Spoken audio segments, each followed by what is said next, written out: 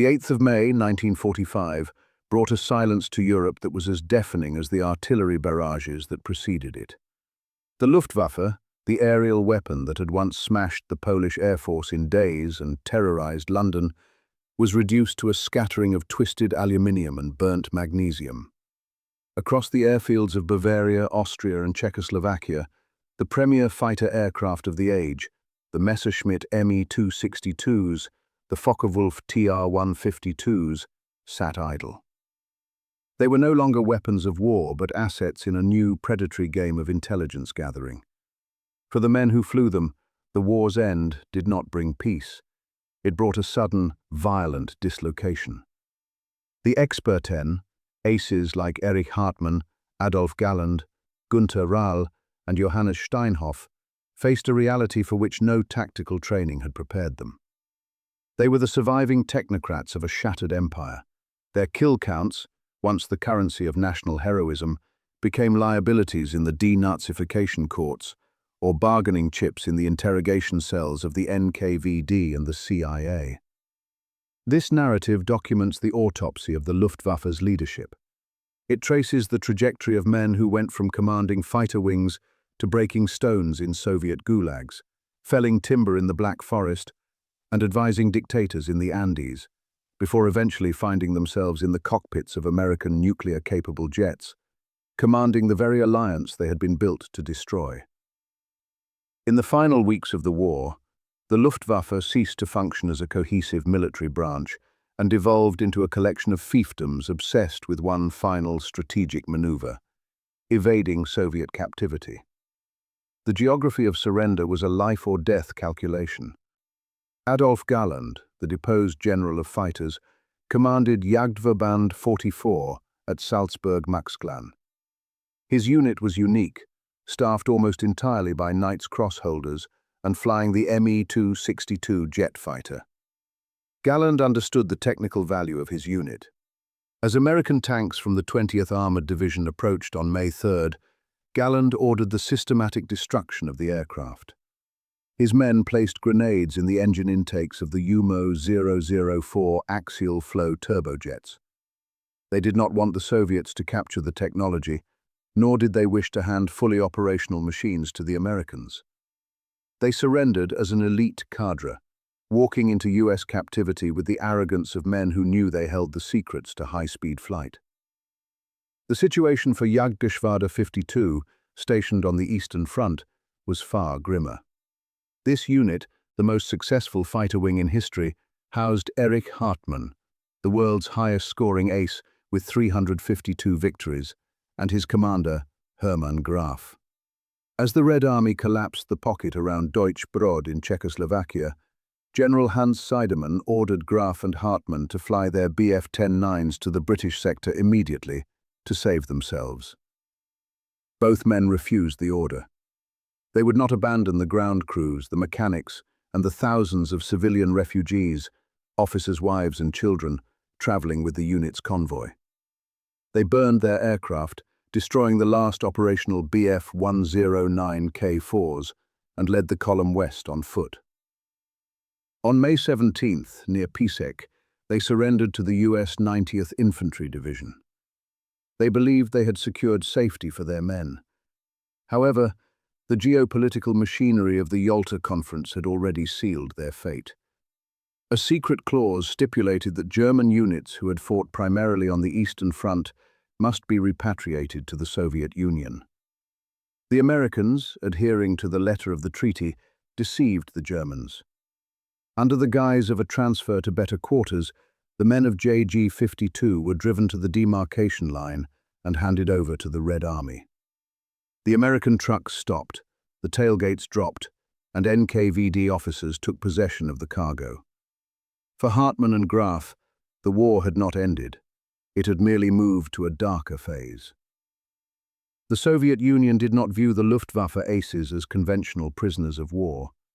To the NKVD, these men were war criminals by virtue of their proficiency.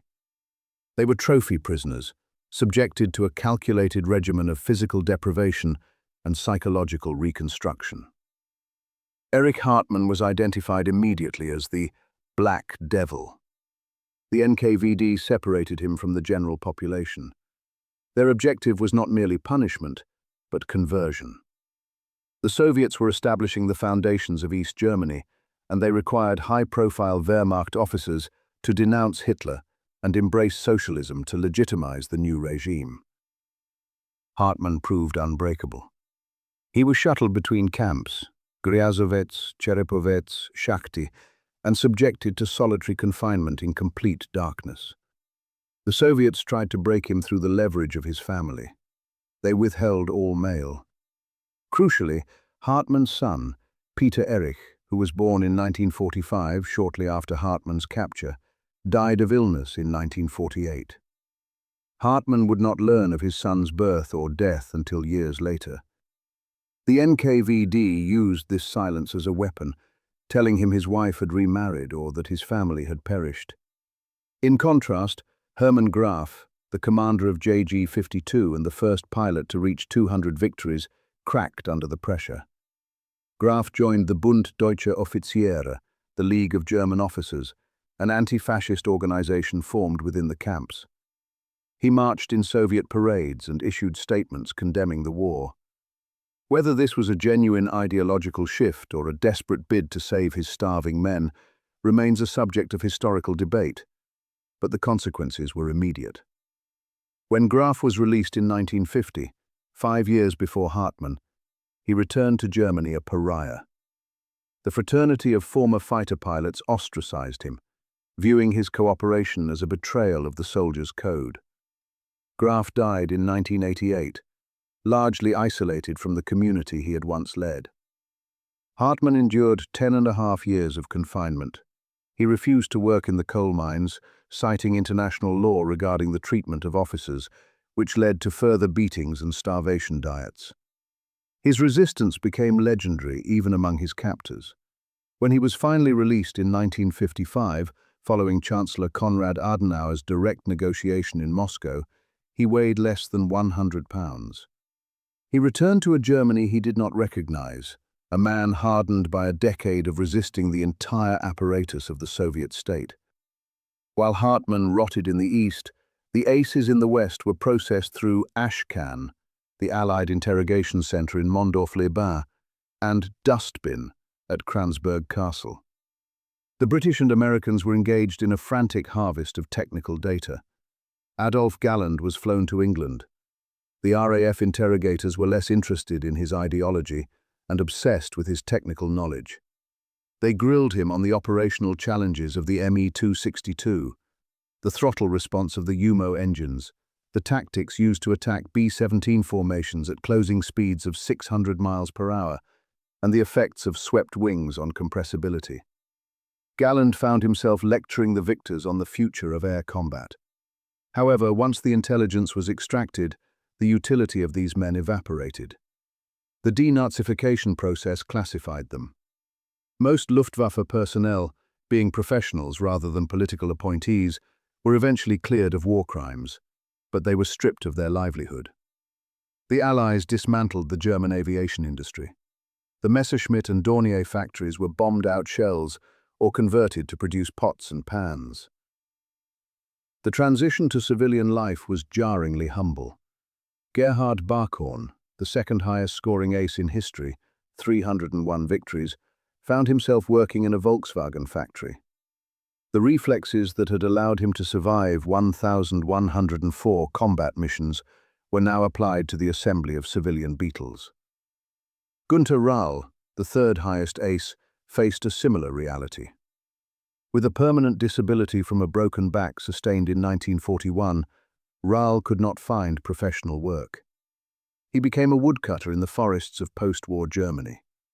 The image is stark. The man who had mastered three-dimensional warfare was reduced to the most primitive interaction with the earth, swinging an axe to clear timber for reconstruction. These men lived in poverty, their medals hidden in drawers, their skills obsolete in a nation that had renounced arms. For Johannes Steinhoff, the immediate post-war years were a battle for physical survival. In April 1945, his Me-262 had suffered a tire blowout on takeoff at Munich-Riem.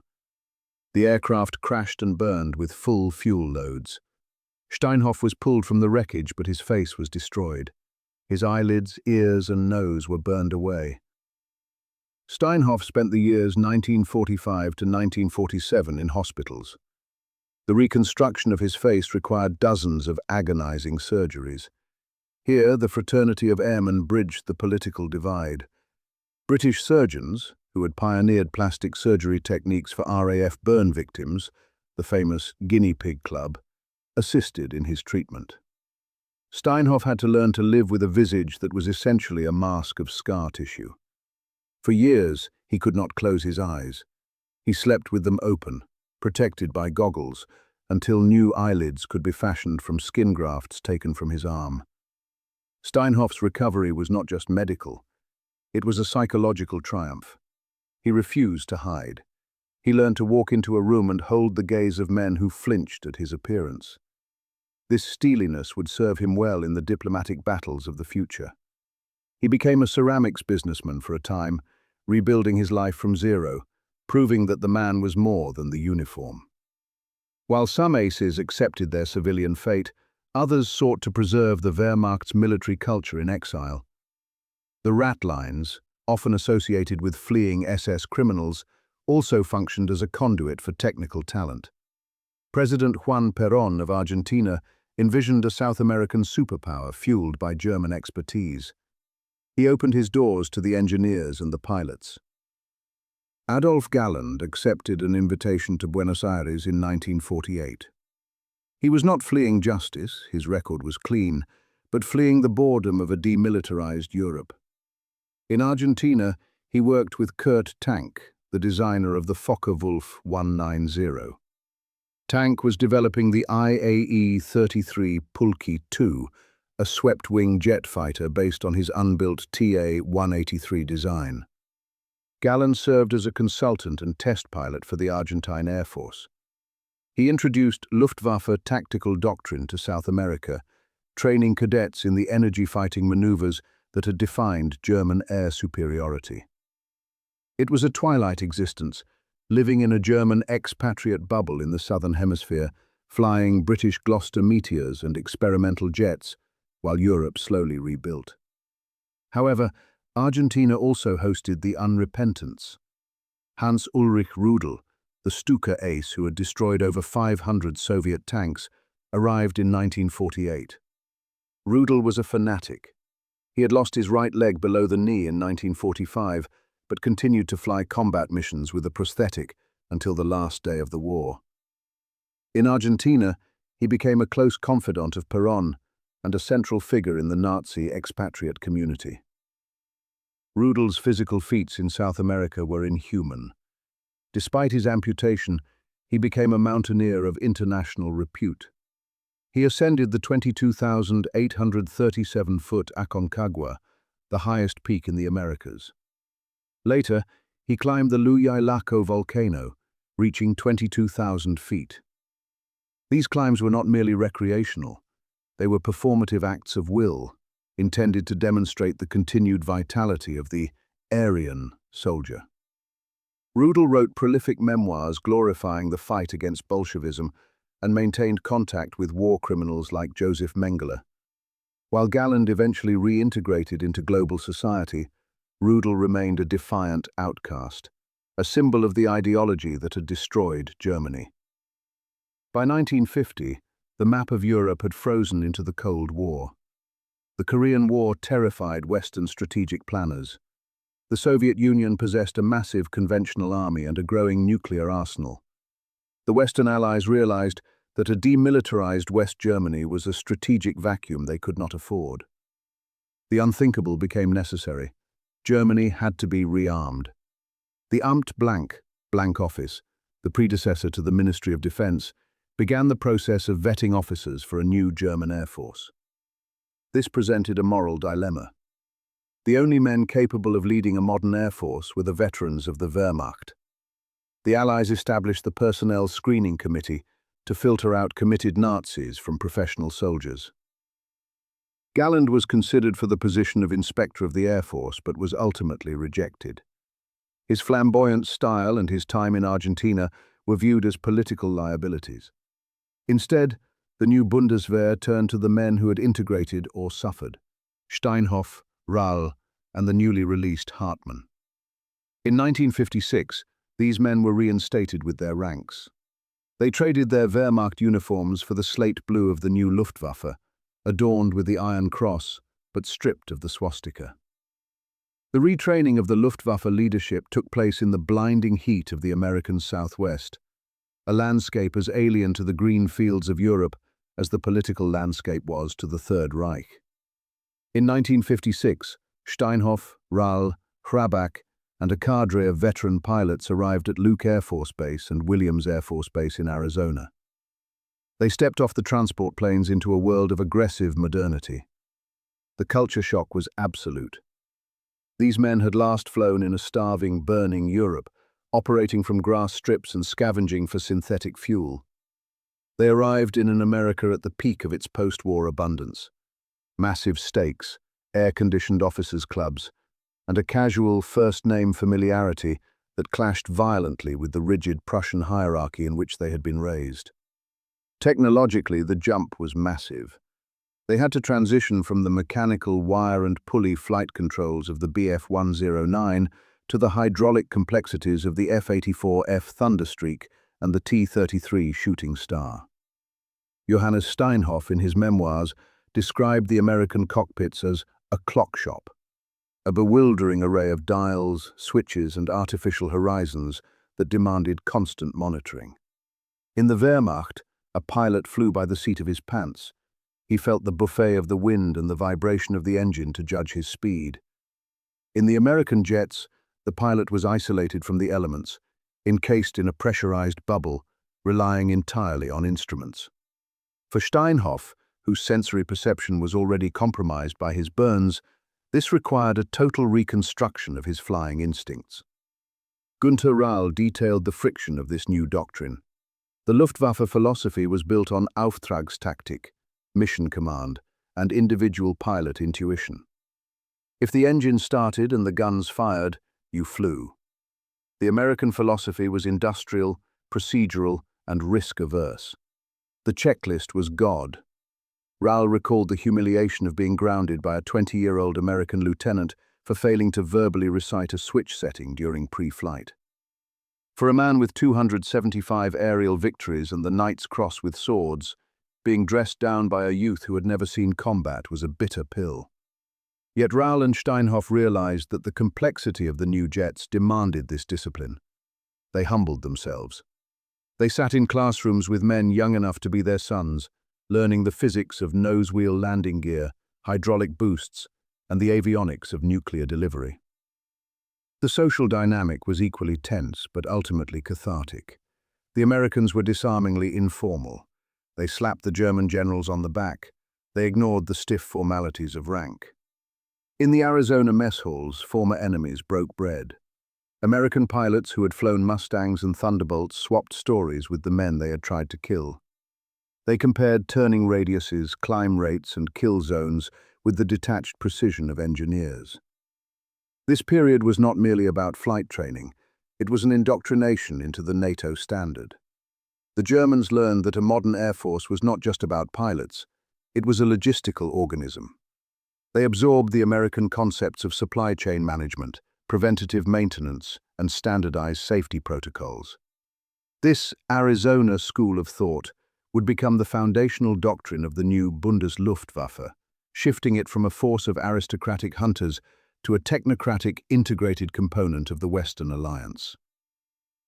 The newly formed Luftwaffe faced its existential crisis in the late 1950s. The West German government, under pressure to standardize within NATO, purchased the Lockheed F-104 Starfighter. The F-104 was designed by Kelly Johnson as a high-altitude Mach 2 daylight interceptor. It was a missile with a man in it, featuring razor-thin wings and a downward ejection seat in early models. It was unforgiving. The German Ministry of Defense decided to convert this high-speed interceptor into an all-weather, low-level fighter bomber. They loaded the airframe with heavy avionics, reconnaissance cameras, and external fuel tanks.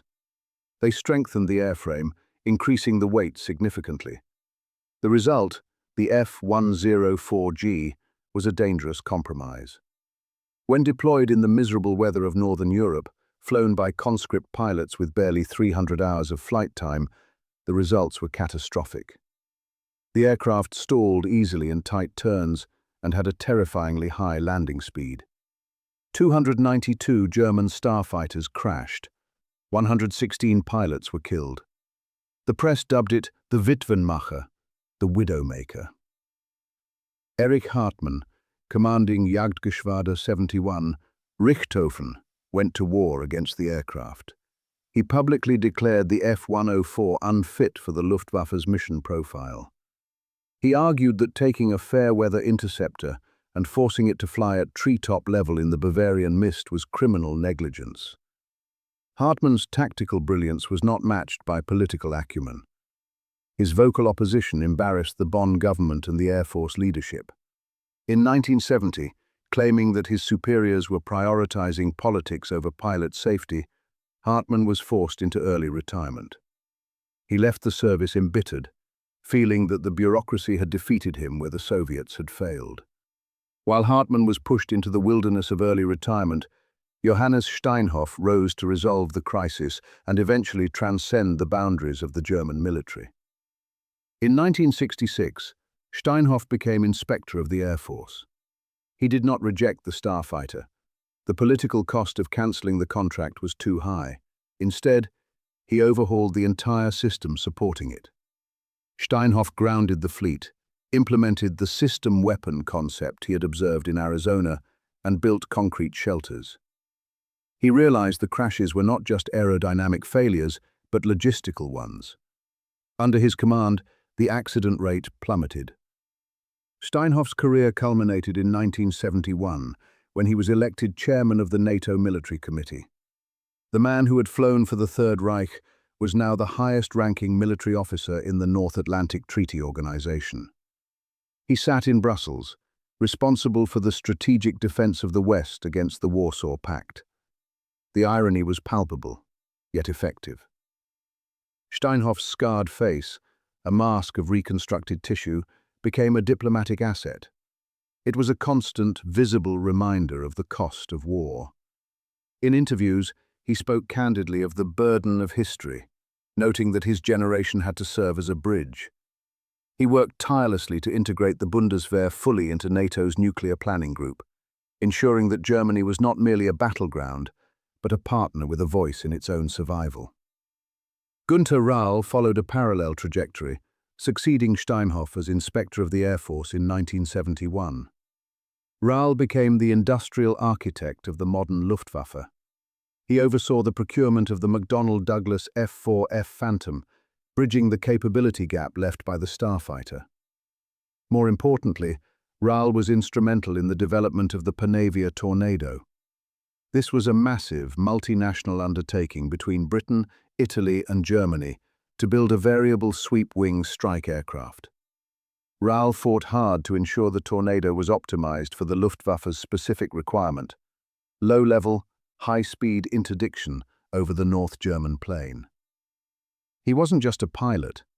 He had become a master of the military-industrial complex, navigating the procurement politics of three nations to deliver a machine capable of stopping Soviet armor. As these men entered the twilight of their lives, the animosities of 1945 dissolved into a shared professional respect. Adolf Galland, though never part of the NATO command, remained the spiritual figurehead of the fighter pilot fraternity until his death in 1996. He held court at air shows, smoking his trademark cigars, surrounded by British and American aces. For Steinhoff and Rahl, retirement brought a complex emotional closure. They had achieved what the Wehrmacht could not: the security of Germany. But they did it by locking arms with their former enemies. In his final years, Steinhoff reflected that the fraternity of the air was the only thing that made the transition possible. When he died in 1994, he was eulogized not as a German hero, but as a guardian of the Atlantic Alliance. They had begun their careers trying to burn Europe down. They ended them by ensuring it would never burn again. The post-war lives of the Luftwaffe aces represent a distinct fracture in the German military experience. On one side lay the path of the unrepentant, walked by Rudel. He remained a prisoner of his own ideology, dying in 1982, idolized by the far right, but rejected by the nation he claimed to serve. His funeral caused a national scandal when two active duty phantoms performed a low pass over the gravesite, a final, unauthorized salute that led to the dismissal of the wing commander. On the other side lay the path of the technocrat, walked by Steinhoff and Rahl. They accepted the totality of Germany's defeat. They understood that to serve their country, they had to help rebuild it within the framework of democracy. They did not forget the past, but they refused to be paralyzed by it. Erich Hartmann remained the tragic middle figure. Too honest for politics, too proud to bend, he lived out his retirement as a civilian flight instructor, estranged from the Air Force he helped birth. He died in 1993, a tactical genius who never quite found his footing in the peace. By the time Günther Rahl died in 2009, the Luftwaffe was flying Eurofighters in joint Baltic air policing missions. The legacy of these men is not merely in the aircraft they shot down, but in the institution they built from the ashes. They were the technicians of the apocalypse, who lived long enough to become the architects of deterrence. They bridged the gap between the propeller and the jet, between dictatorship and democracy, and between the scrap heap of 1945 and the front lines of the Cold War. Their story is the final industrial chapter of the Second World War.